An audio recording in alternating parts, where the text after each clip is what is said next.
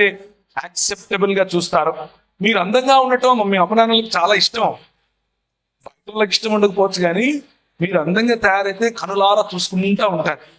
నా బిడ్డ చక్కగా తయారైతే నేను ఆ బిడ్డనే చూస్తూ ఉంటాను. అంటే అరే నా బిడ్డను కూడా చూడకూడదా నేను, ఎంబారస్మెంట్ ఫీల్ అవుతుంది. Because all fathers love to see their daughters beautiful. ప్రతి తండ్రి కూడా తన కూతుర్ని అందంగా చూడాలని కోరుకుంటాడు, అందులో తప్పేం లేదు. అలా మీరు తయారవటంలో తప్పులేదు, కానీ ఎబ్బెట్టుగా ఉండకుండా ఉంటే మంచిది. మీకు, మీ తల్లిదండ్రులకు, మీ కుటుంబానికి సంబంధించినటువంటి విషయం. మన బైబిల్ గ్రంథంలో పస్కా పండుగ అని రాసి ఉంది. అసలు పస్కా పండుగ అంటే ఏమిటి, దానిని మనం ఎందుకు ఆచరించాలి? పస్కా పండుగ మనం ఆచరించాల్సిన అవసరం లేదు. పస్కా పండుగ ప్రభువైన యేసుక్రీస్తులో సంపూర్ణం అయిపోయింది. పస్కా పండుగ ఎందుకు చేస్తారు అని అంటే, పులిని రొట్టెల పండుగ మరియు పస్కా పండుగ అనేది ఇశ్రాయేలీయులు కనాన్ దేశమునకు ప్రవేశించాలి. దేవుడు ఇశ్రాయేలీయులను ఊరకనే ఉండి వారు చూస్తూ ఉండగా రక్షణను ఇచ్చాడు. వీరి ప్రమేయం లేకుండా యుద్ధము యెహోవాదే అంటూ ఒక్క బాణము వేయకుండా, ఒక్క కత్తి తిప్పకుండా వారిని ఐగుప్తు చెరలో నుంచి విడిపించాడు. అందుకు దేవుడు ఇచ్చిన ఆజ్ఞ ఏమిటి అని అంటే, నేను మీకు ఇచ్చే దేశంలో ప్రవేశించిన తర్వాత మీరు మీ పిల్లలకు, మీ పిల్లల పిల్లలకు, వారి పిల్లల పిల్లల పిల్లలకు నేను చేసిన ఆశ్చర్య కార్యములు మీకు తెలియనట్లుగా, వారికి గుర్తుండినట్లుగా ఈ కట్టడలను ఆచరించండి, ఈ పండుగలను ఆచరించండి అని కొన్ని పండుగలు ఇచ్చారు. కోతకాలం పండుగ, పులియని రొట్టెల పండుగ, తర్వాత గుడారముల పండుగ, పస్కా పండుగ, ఆ తర్వాత పెంతికోస్తు పండుగ. ఇవన్నీ కూడా పండుగలు. ఈ పండుగలన్నీ కూడా ప్రభు అయిన యేసుక్రీస్తులో సంపూర్ణమైపోయాయి. రొట్టెల పండుగ, పస్కా పండుగ. పస్కా పండుగలో వధించినటువంటి గొర్రె పిల్లను వారు వండుకొని తింటారు. ఆ పండుగ ప్రభు అయిన యేసుక్రీస్తుకు సూచన. అలాగే మిగిలిన పండుగలన్నీ కూడా ప్రభు అయిన యేసుక్రీస్తుకు సూచన. కాబట్టి పండుగలు మనము ప్రత్యేకంగా బైబిల్లో చెప్పినటువంటి పండుగలు ఆచరించాల్సిన అవసరం లేదు. ఎందుకు అనంటే ఇవన్నీ కూడా కలుగబోవు రక్షణకు సూచన. మనకు రక్షణ కలిగిందా లేదా? ప్రభు అయిన యేసుక్రీస్తునందు మనకు విశ్రాంతి లేక రక్షణ వచ్చేసింది. కాబట్టి రక్షణకు సూచనమైనటువంటి పండుగలను జరపాల్సిన అవసరం లేదు. ఓకేనా? నెక్స్ట్, క్రైస్తవులు అంటే ఎందుకు చిన్న చూపు చూస్తారు, మరియు క్రైస్తవులని జాబ్ అప్లికేషన్ రాస్తే ఎందుకు ఉద్యోగానికి అవకాశం ఇవ్వరు? ఇది మన దేశంలో మాత్రమే కాదు, చాలా దేశాల్లో ఉన్నటువంటి ఒక వివక్ష. క్రైస్తవులు అని నువ్వు రాయక్కర్లేదు. నీ పేరు గనక జెసింతా సిమాంతా అనుందనుకో, నేను ఉద్యోగానికి పిలవడు, అది గ్యారంటీ. నీ పేరు జార్జ్ ఆండర్సన్ ఉందనుకో, నువ్వు ఇంట్లో కూర్చోపెట్టర్సన్ అని చెప్తాడు. ఎందుకు అనంటే నువ్వు క్రైస్తవుడివి కాబట్టి. క్రైస్తవుడు అంటే ఎందుకు చిన్న చూపు అనంటే, మొట్టమొదటిగా ఈ దేశంలో ఉన్న కొన్ని మతోన్మాద శక్తులు క్రైస్తవ పిల్లలను ముందుకు తీసుకెళ్ళటానికి వాళ్ళు ఎదగటాన్ని ఇష్టపడరు. కాబట్టి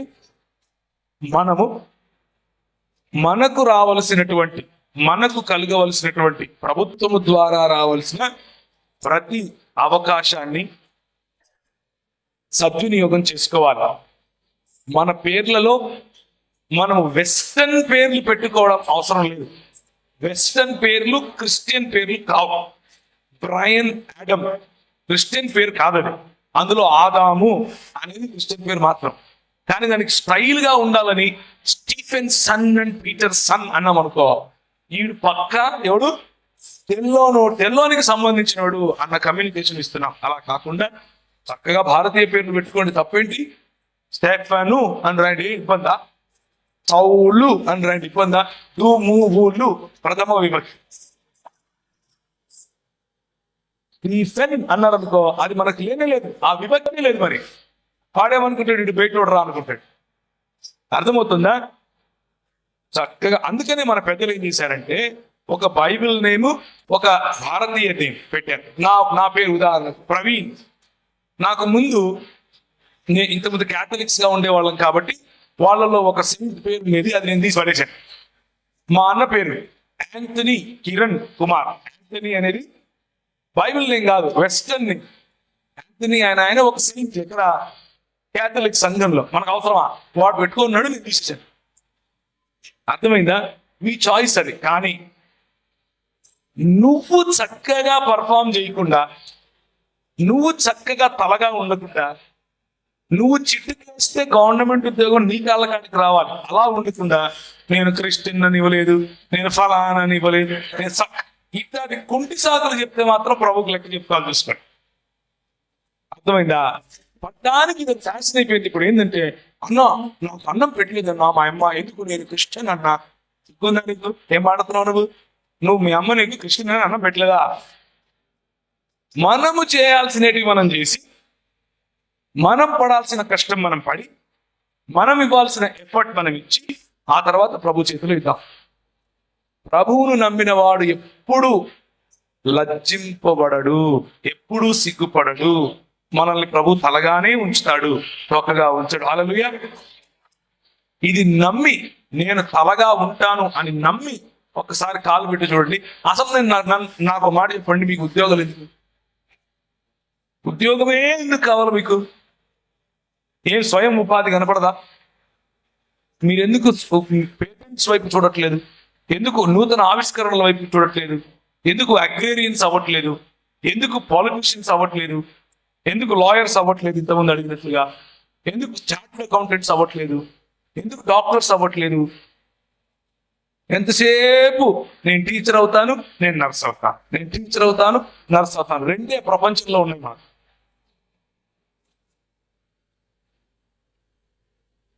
ప్రపంచం చాలా ముందుంది, చాలా దూరం పరిగెత్తిపోయింది. మనం కూడా మేల్కోవాలి. How should we guide ourselves when we're reading Bible? మనల్ని మనం గైడ్ చేసుకోవడం అనేది అంటే మీరు పెట్టాల్సిన ఎఫర్ట్ గురించి రాసినట్టున్నారు, మంచిదే. కానీ మనల్ని మనం గైడ్ చేసుకోవటం కంటే ఆల్రెడీ ఒక మంచి ఫెలోషిప్ లో ఉన్నటువంటి అన్నల దగ్గర, అక్కల దగ్గర గైడెన్స్ తీసుకోవడం ఇంకా మంచిది. ఓకేనా? సెల్ఫ్ స్టడీ ఉండాలి. ఆ సెల్ఫ్ స్టడీ ఎలా చెయ్యాలో అన్నల దగ్గర హెల్ప్ తీసుకోవాలి. 1-2 రోజులు, 1-2 సార్లు తీసుకుంటే సరిపోతుంది. ఉదాహరణకు ఇండక్టివ్ బైబిల్ స్టడీ, ఉదాహరణకు సిచ్యువేషనల్ బైబిల్ స్టడీ, ఉదాహరణకు క్యారెక్టర్ బైబిల్ స్టడీ, ఉదాహరణకు లెటర్స్ స్టడీ, ఉదాహరణకు కాన్సెప్ట్ స్టడీ. ఇలా కొన్ని ఉదాహరణకు సాల్వేషన్ అన్న దాని మీద స్టడీ చేయండి మొత్తం. కానీ సొంత జ్ఞానం దాని మీద పెడితే ఏమవుతుంది అని అంటే, ఉదాహరణ ఎలా బైబిల్ చదువుతారంటే, కొంతమంది అన్నా నేను పెళ్లి కోసమని ప్రార్థించి, ప్రభువా సహాయం దయచేయి, ప్రేమ మరియు కృప వీళ్ళిద్దరి మధ్యలో నేను ఎవరిని పెళ్లి చేసుకోవాలి, హల్లెలూయా అని ప్రార్థన చేసి తీస్తే, నా కృప నీకు చాలును అని వచ్చింది.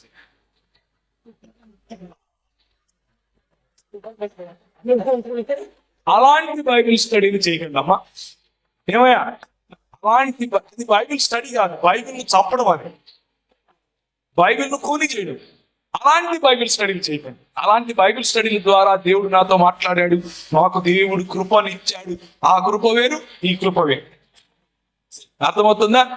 అది వేరు, ఇది వేరు. దయచేసి దాన్ని దేవుడు నాతో మాట్లాడాడు అన్నట్టుగా దేవుని స్వరాన్ని కించపరచకండి.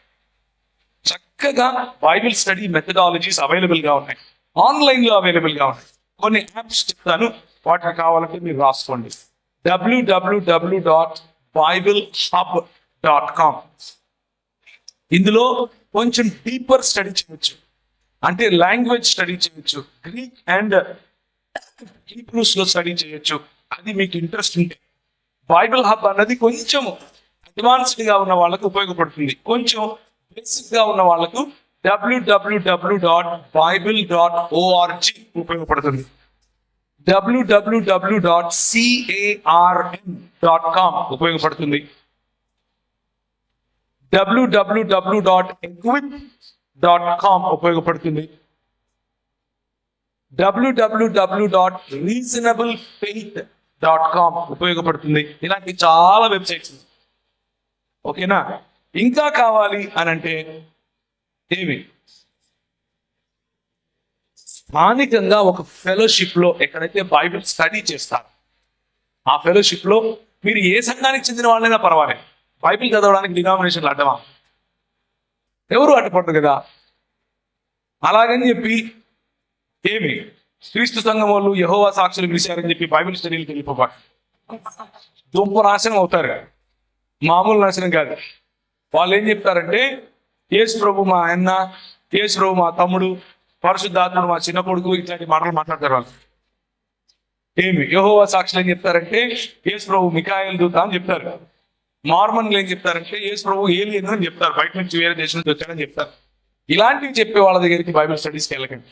సార్వత్రిక క్రైస్తవ సంఘముగా గుర్తింపు పొందినటువంటి సంఘాలు, క్రిస్టు సంఘాలు, మెననైట్ బ్రదరన్ సంఘాలు, సిఎస్ఐ సంఘాలు, లూథరన్ సంఘాలు, Bakht Singh uncle Hebron fellowships, Brethren సంఘాలు, ఇలాంటి సంఘాల్లో జరిగేటటువంటి స్టడీలో మీరు పాల్గొనొచ్చు, ఇబ్బంది ఏమీ లేదు. దానికి తోడుగా స్థానికంగా మీరు ఒక 10 మంది స్టూడెంట్స్ కలిసి, 10 మంది యువకులు కలిసి, 10 మంది యువతులు కలిసి మీరు వాక్య ధ్యానం చేయొచ్చు.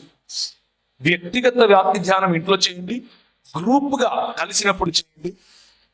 చక్కగా బైబిల్ అర్థమవుతుంది. బైబిల్లో ఉన్న విశిష్టత ఏంటంటే చిన్న పిల్లోడికి కూడా అర్థమవుతుంది.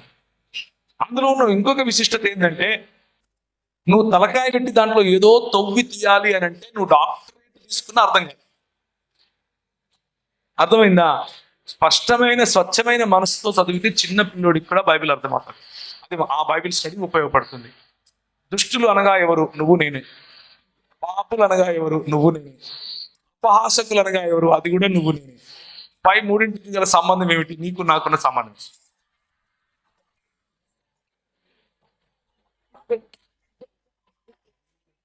అలా కాదమ్మా.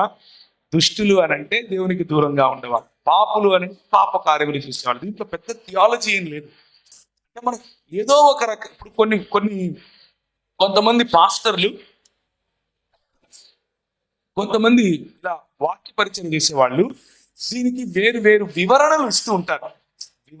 వివరణలే, వాటిని అంతవరకే ఆపండి. దీని మీద కొత్తగా ఒక డాక్టరీని కట్టాల్సిన అవసరం లేదు. దుష్టుడు అంటే అని బైబిల్లో ఉన్న దుష్టుడికి ఉన్న లక్షణాలన్నీ తీసి, పాపి దుష్టుడే అయి ఉంటాడు, అందులో వేరే మార్గమే లేదు.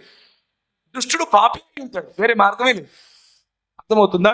అపహాసకుడు పాపే. మూడు ఒకటే వ్యక్తిలో ఉండే పాపపు స్వభావము, పతన స్వభావము ఉన్న వాళ్ళకి ఉండేటటువంటి లక్షణాలు, సింప్టమ్స్. ఓకే కదా? Praise the lord, hallelujah.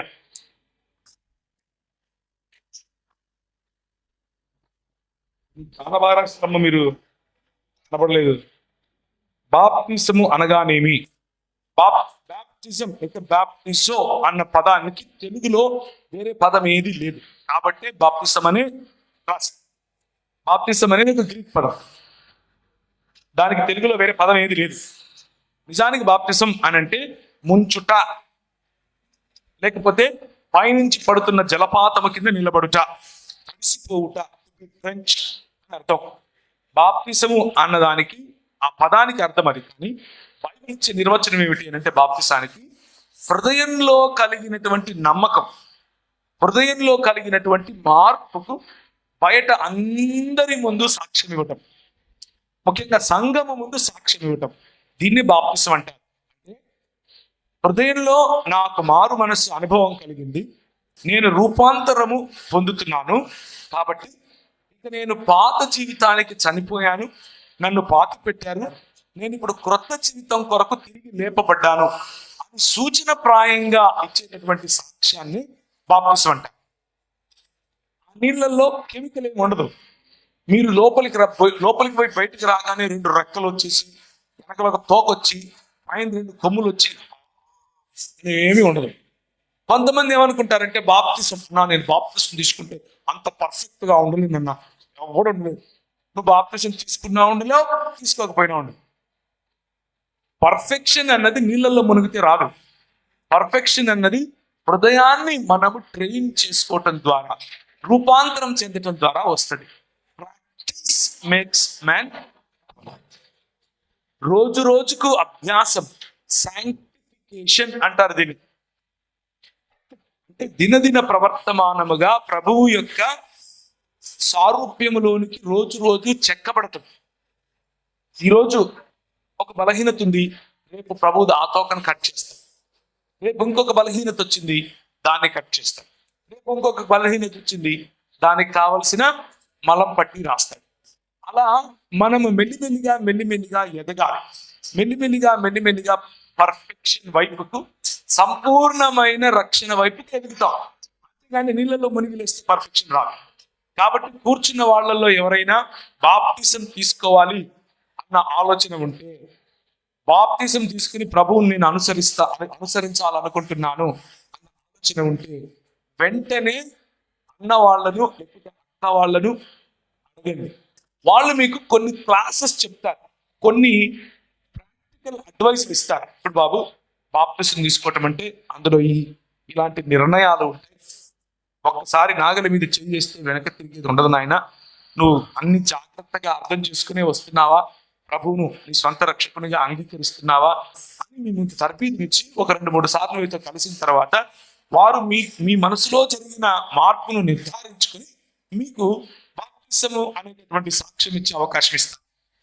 Okay, so దాన్ని మీరు నిర్లక్ష్య పెట్టకండి, అది మంచిది. పాపం చేస్తే దేవుడు క్షమిస్తాడు. ఇప్పుడు ఆయన పాదాల చెంత చేరితే మరి ప్రతిఫల శిక్ష ఎందుకు ఇస్తాడు అంటే నాకేం అర్థం కాలేదు. ఎప్పుడు అనేది క్వశ్చనా? దేవుడు పిలుచుకున్న వ్యక్తి లోబడి సేవకు వెళ్ళకపోతే దేవుడు మరలా పిలుచుకుంటాడు. అతనికి ఏ విధమైన సిద్ధపాటు కావాలి? దేవుని గురించి పూర్తిగా తెలిసిన వ్యక్తి పాపం ఇంకా ఎందుకు చేస్తాడు? ఎందుకు అలా జారిపోతుంది? ఓకే, సో పాపము అన్నది ఇంతకుముందు చూసాం కదా.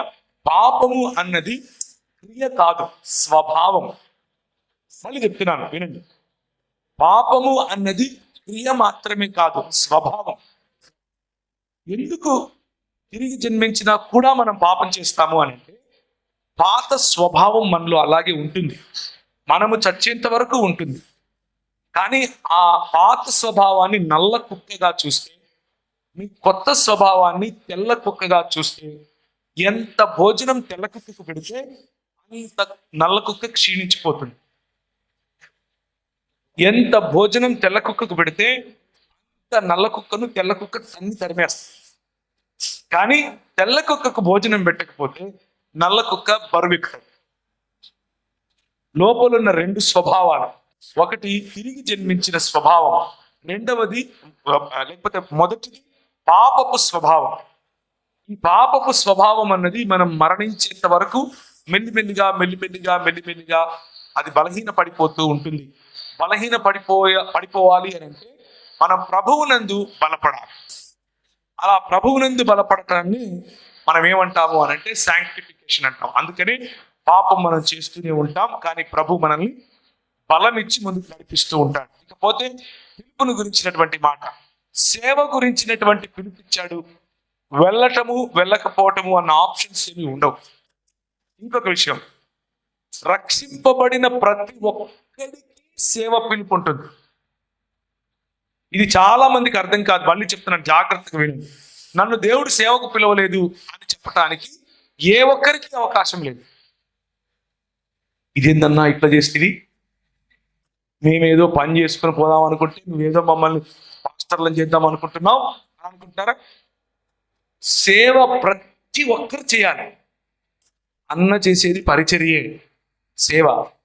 ఈ అన్న చేస్తున్నాడు కదా, అది కూడా సేవ.